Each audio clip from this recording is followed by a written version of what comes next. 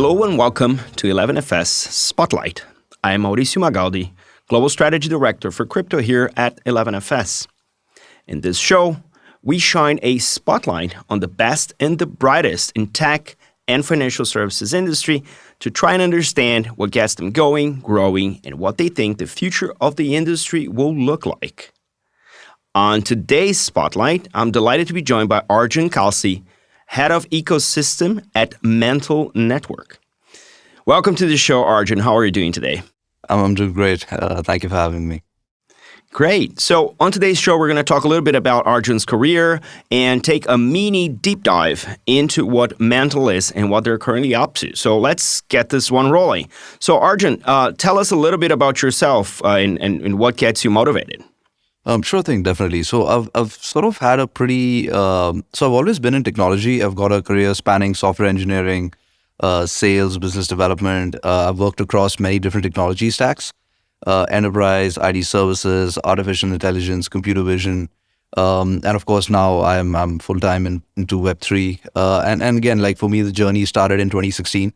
When I first read, actually, I remember the exact date. It was actually May 23rd, 2016, when I read the Bitcoin white paper.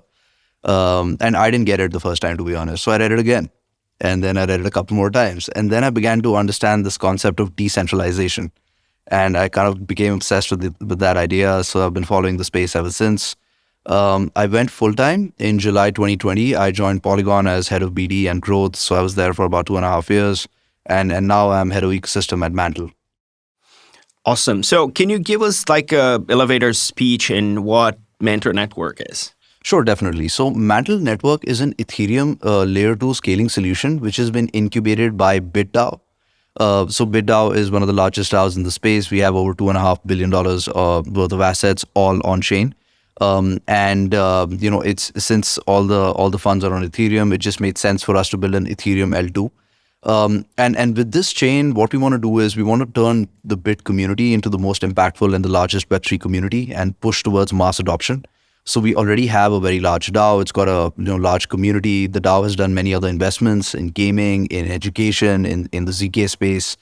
We also have the support of Bybit, the exchange.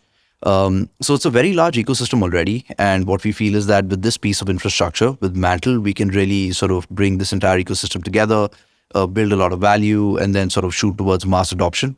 And again, we're community-owned, community-governed, and community-run chain. We run by our DAO. So I feel that, if we can really build a great value accrual for the Bit token and make the DAO even stronger, then we can, embark on even bigger and bolder projects and sort of really push for Web3 adoption across all different sectors. So that's a quick brief about Mantle. That's one of the first thing that caught my eye when I ran into Mantle was, well, they've started out of a DAO. So first, a DAO is not exactly a construct that's completely fleshed out in our industry. It's still evolving, it's still finding its feet. So why is it important that Mantle started from an Ethereum DAO? How does this come into play in the actual reasoning for a Mantle network to exist? Got it. Great question. I think when you look at the Web3 ethos, right, the ethos of blockchain, the ethos of decentralization, of being permissionless, of being, of staying true to the concept of collective ownership, like this is kind of how we wanted to design the chain and the ecosystem. So typically, if you look at all blockchains out there, they start just like any other Web2 company. They start super centralized, and at some point in the future, they become decentralized, right? And they turn into DAOs. So for example, a good example of this is Ethereum, right? Which started with like a small team, and over a period of time, today it's a global project. So for us, instead of going from centralized to decentralized, we're already decentralized, right? So we're already a DAO. And I think, for us, we feel that while DAO is still, like you said, a concept which is being fleshed out, there are many problems we need to solve. But we have a lot of faith in the idea. I feel that if we can get DAO governance and a lot of these, like the problems we face with DAOs today, if we can solve them, then DAOs can truly emerge as the organizations which are let's say, aligned with the future of decentralization and collective ownership. And I think this is very important, not just for the Web3 space, for the world at large. I think DAOs are the answer. to many of the systemic problems we face with within governments, within economies, and within how companies are run. So I think there is a lot of merit in developing this idea. And yes, there are tough problems, but then these are the kind of problems you want to solve, and this is the kind of stuff which is exciting for me, and the team. So we have a lot of faith in this idea, and we feel that if you want to build a global project and you want to shoot towards Web3 mass adoption, then you must start with the core tenets of Web3, which is permissionless, decentralized, and collectively owned. That's pretty interesting. Now, if I'm a builder, right? I'm a Web3 builder. I have built many dApps, and I'm going to start my new project, right? So I've seen a lot, right? I've seen enough, and I've been developing across the ecosystem in multiple layer 1, layer 2s, and whatnot. What does Mantle bring to the table for builders that prompt them to actually go and say, well, I'm going to build on Mantle? Because I understand the DAO conceptualization in starting the network, but you need to build a developer ecosystem to actually get that mass adoption that you're going after. So what is it that makes it different or even compelling for someone to drop whatever other chain they're using and come and build on top of Mantle? Great question. So there are three things which I wanted to cover. Like, number one is that on the technology side, so we've built a very, let's say, exciting technology stack. So we believe in the modular blockchain thesis. We feel that blockchains should be modular in nature, considering that with a modular chain where you split, let's say, transaction processing, fraud proofs, data availability. If you're able to split these into different layers, then the chain becomes a lot easier to upgrade. It becomes like a test bed where you can continuously keep improving the chain over a period of time, versus monolithic chains, which, as time progresses, become harder and harder to deal with and to improve. So on the technology side, for example, if you look at our current tech stack, we've gone with an optimistic rollup testnet, but we've made some very interesting improvements to it, like to reduce the exit time to L1, which is typically 7 days with optimistic rollups. We've added this concept of using multi-party computation to reduce that time. Now, this is a very unique way of solving the problem. Nobody else is doing this. And we actually borrowed this idea from MPC wallets and how threshold signature schemes work. So it's a very interesting way of solving a problem. We've also included fraud proofs. We're currently working with the specular design, which the research group at Berkeley had come up with. On data availability, we've actually jumped the gun and already integrated EigenLayer, which is building a trustless data availability layer, or rather a decentralized trust layer, right, which has a lot more capabilities built in apart from just data availability. So we've gone ahead of the curve in terms of technology, and we're also researching ZK rollups as well. And our internal team has been looking at all types of ZK AVMs. So on the technology front, like, the community can be rest assured that we're going to bring the most exciting and the most future focused and the best technology to market. So I think developers would love to play around with this technology and figure out, all the different capabilities and different types of dApps and experiences you can build for users. On the second front, I would say we've got unparalleled ecosystem support, right?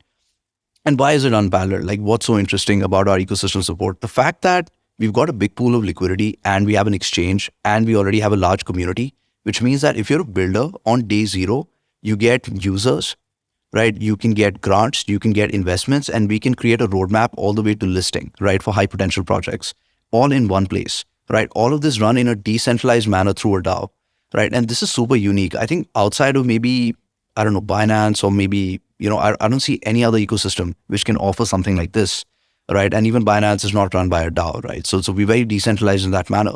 And this is a very unique proposition, which, I would dare say that this kind of a competitive advantage amongst other chains is nearly, it's impossible to replicate.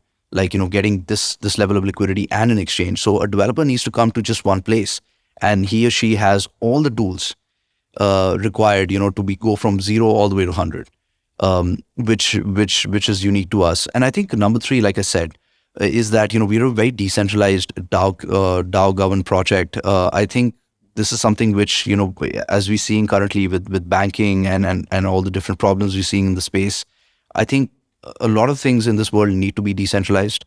And I think builders who are building for Web3 will understand this value proposition, and will see that, an ecosystem which is run by the community has longevity automatically baked in. simply because of the structure which it operates in. So I think there's something very unique about our ecosystem. And I'd encourage developers to come and try it out. Please try out our testnet, give us some feedback. And I think we have a very compelling proposition for the ecosystem at large. Interesting. And I mean, you yourself come from one of the arguably most successful layer 2 available now. And other than the technical side, Polygon has been very successful in business development, right? If you see the brand association, who they are partnering with and all of that good stuff. But they are largely a centralized company or a centralized lab unit, however we want to call it. Now, you being a DAO, as you well said, it brings its own challenges. So in the context of business development and partnerships, how does it work in terms of being in a DAO circumstance, and how much faster or better can that run to benefit the ecosystem? Very interesting. So there are, I would say, two things I want to cover, right? So let's cover the part of working within a DAO, right? So what does it mean to be governed by a DAO? Like, number one, it's super important to be transparent, right? So everything we do, we have to communicate, if not over communicate with the community, right? So if you look at our DAO right now, like whether it is the proposal for Mantle's funding, to build the project, whether it is our ecosystem fund, whether it is our research in the ZK space, like I was talking about, like all of these things we put into the DAO. And we'll continue to communicate more and more with the community so that there is full transparency. So that if for example, you're a bit holder and you're voting on these proposals, you know exactly what's happening within the company, right? So no smokes and mirrors and sort of no sort of side deals or things like that. We have to be completely transparent. I think this is super important for projects. Which in a centralized setup, one could dare say that there is a level of flexibility where you don't have to communicate these things and you can do whatever you want. But then when you start doing whatever you want, we've seen time and time again that this leads to, let's say, suboptimal decisions as time continues to progress. So I think the fact that we're forced in some sense to be super transparent means that we will take the best decisions. Right now, in terms of the way we're structured, of course, DAO governance is important, but we also have an operating team and a company, right, which is actually running and, where, for example, we've consolidated the payroll, etc. And now, for example, we've got funding from the DAO. Now there is a committee which sort of in a very transparent manner records all the costs, and of all the people we're hiring, all the things we're doing. So from a business development perspective, I feel that working within a DAO is actually kind of a huge advantage, because when I talk about, like, people ask me, right, like, how big is your BD team? And what I tell them is that at BitDAO, we've got, like, I think roughly maybe 20, 30,000 bit holders, right? That's my team, right? Every time I want to go out there and reach out to a project, I've got 30,000 people standing behind me. And that's what gives me the confidence that we can actually do mass adoption. So this is the biggest advantage of operating in a decentralized setup, that the entire community is with you. The entire community is working together, because it's in everyone's benefit to see Mantle succeed, right? And build value for the bit tokens. So that's kind of why I feel that working within a DAO and building communities and business development within a DAO actually is a lot faster and a lot easier in some sense, compared to a centralized setup where essentially you do not have the support or the help of the community, simply because you're operating within a centralized setup. And even your token holders have no idea what you're doing on a day-to-day basis. So I think it's a big advantage. And I feel that, as governance structures evolve, and at BitDAO as well, we will be evolving our governance structure in a way where, the teams are flexible and independent to do whatever they need to do to build the business. But at the same time, there's a high degree of oversight, so that, we don't start doing things which are against the ecosystem or against the DAO or against the token holders. And I think, like I said, when there is transparency in some sense enforced, we've seen this, whether it is with governments or with private bodies, the transparency is always good, and that it leads to more optimal decision making. So yes. Yeah, no, it makes perfect sense to have that critical mass behind you. Now, looking a little bit further into the future, what are the immediate, like, near-term plans for Mantle in terms of growth or the strategy? What is it that you can highlight for us, obviously, but also what's getting you a lot of excitement these days? 100%. So I think we're in the process of hiring our teams and getting the teams in place. So we've hired some really, really smart people. Few more are on the way. So, you might see those announcements soon. We have all the different moving parts in place now. So we've got funding for the project. We've got a $200 million ecosystem fund in place. The proposal, again, is there on the DAO with full details, so you can check it out. So a lot of the moving parts which we need are there. Next immediate priorities, of course, would be to firm up on the tech stack. So our research teams are deep into ZK tech, optimistic rollup tech. What are the technical improvements we can do? How can we make the chain faster, better, more performant? So our tech stack should be firmed up within the next couple of months. We plan to go towards mainnet by the end of Q2, Q3, or early Q3. So this is kind of the roadmap which we want to go with. So the teams are hard at work getting that ready. On the business side, we've already got a large ecosystem, to fall back upon in some sense, right? So we've got Bybit, the exchange. We also have the venture arm of Bybit, Mirana Ventures, right, which is an LP in pretty much all major funds like Animoca, Spartan, Dragonfly, and several different funds, Lemnis Cap, Folius, etc. So there's a big ecosystem there. Then BitDAO itself has invested in many different entities like Game7, which has been investing in gaming, ZKDAO, which is looking at ZK research, EduDAO, which is leading Web3 education in almost all top universities like Harvard, Stanford. So we've got a very large ecosystem already. I think we just need to get ourselves organized internally and sort of get this entire ecosystem moving together with Mantle. So these are some of the problems we want to solve in the next couple of months and get the team in place. And then, once the mainnet is ready, then it'll be go time. That is, no shortage of activities and excitement for sure. So as we're coming down to the end of the show, I'm going to end this by asking one last question. And, it's an open-ended question, but something that we can leave our audience with, which is, what was the best piece of advice you have received in your career when it comes to Web3? So when it comes to Web3, I think the best piece of advice, I think in general for life as well, is I've received is to stay humble. Right. I think several times when projects become big, when founders become like millionaires or billionaires, you tend to sort of lose touch with what got you there in the first place. I think all of us, like you, me, and all of us in Web3, we're all builders at heart. We want to see Web3 succeed. So it's super important to stay humble. It's super important to support builders at all levels and never forget where you come from. So I think staying humble is the most important and the most impactful advice I've ever received, and especially true for Web3. Awesome. Right. Thanks, Arjun, for joining us today. Where can people find more about you and everything Mantle? 100%. So I think, I'm on Twitter, so you can just follow me on Twitter. My first name, last name, Arjun Kalsy. You can find me there and follow us on Twitter. So we keep sharing our information. Like I said, the onus is on us to over-communicate. So you'll get all the different details there. You can also follow our proposal discussions on the BitDAO forums. So there's several ways. We also have a Twitter community on Discord. So, as far as the community is concerned, just feel free to reach out to us anywhere. And we'll get back to you. Awesome. Thank you so much. So that's all we have time for this week. Make sure to follow 11FS on LinkedIn, Twitter, and Instagram, and TikTok to stay updated with all the cool stuff we're doing. And if you enjoy our show, do subscribe to the 11FS YouTube channel, where you can also catch up on our previous episodes. In the meantime, stay rare, stay weird. LFG.